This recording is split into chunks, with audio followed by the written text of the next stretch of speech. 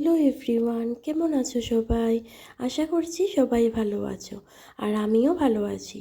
আজকে আমি আমার আরেকটা রেসিপি নিয়ে আসলাম, তেল পটল বা পটলের রসা। প্রথমে পটলগুলোকে নুন হলুদ মাখিয়ে রেখে দিলাম।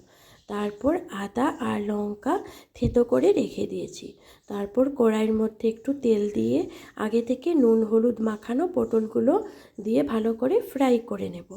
ফ্রাই হয়ে এলে নামিয়ে ওই কড়াইয়ের মধ্যেই একটু কালো জিরে ফোড়ন দিয়ে লঙ্কা গুঁড়ো, হলুদ গুঁড়ো, জিরে গুঁড়ো, ধনে গুঁড়ো আর একটু নুন দিয়ে ভালো করে মশলাটা কষাতে থাকবো।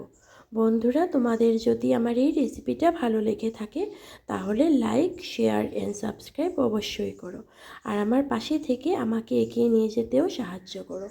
তারপর মশলাটা ভালো করে কষানো হয়ে এলে আগে থেকে করে রাখা আদা আর লঙ্কার থেতো করা পেস্টটা দিয়ে দিলাম। দিয়ে ভালো করে মশলাটা ফুটে উঠলে উপর থেকে আগে থেকে ভেজে রাখা পটলগুলো দিয়ে আবারও 5-10 মিনিটের জন্য রেখে দিব, যাতে পটলগুলো ভালো করে সেদ্ধ হয়ে যায়। পটলগুলো সেদ্ধ হয়ে এলে উপর থেকে একটু আমচুর পাউডার আর শাহি গরম মশলার গুঁড়ো দিয়ে নামিয়ে নিলেই রেডি হয়ে গেল তেল পটল বা পটলের রসা। বন্ধুরা, তোমরা এই পটলের তেলটা বা পটলের তেল বা পটলের রসাটা তোমরা রুটি, পরোটা বা ভাতের সাথেও খেতে পারো। আমার এই রেসিপিটা ভালো লেগে থাকলে তোমরা অবশ্যই সাবস্ক্রাইব করো।